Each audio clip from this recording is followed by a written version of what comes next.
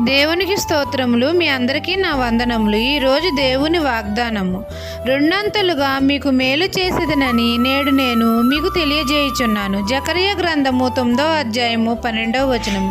సైన్యములకు అధిపతి అయిన యెహోవా మనకు రెండంతలుగా మేలు చేసేదనని నేడు దేవుడు మనతో తెలియజేయుచున్నారు. మన దేవుడు, మన తండ్రి నీతిపరుడు, రక్షణ గలవాడు, మనల్ని రక్షించు దేవుడు. కాబట్టి సీయోను నివాసులారా బహుగా సంతోషించుడి, ఉల్లాసముగా ఉండుడి. మన రాజు యేసయ్య, మన రాజు సమాధానకర్త, సమాధానానికి అధిపతి. భూదిగంతముల వరకు ఆయనే రాజు. మనము ఆయన వారము, ఆయన మేపు గొర్రెలము. మనలను ఆయన ఏలుచున్నాడు. ఆయన నిబంధన రక్తము వలన మనమందరము రక్షింపబడి ఉన్నాము. నీరులోని గోతిలో నుండి చెరబట్టబడిన వారిని ఆయన రక్షించుచున్నాడు. బంధకముల్లో పడి ఉన్న మనందరినీ ఆయన రక్షించుచున్నాడు.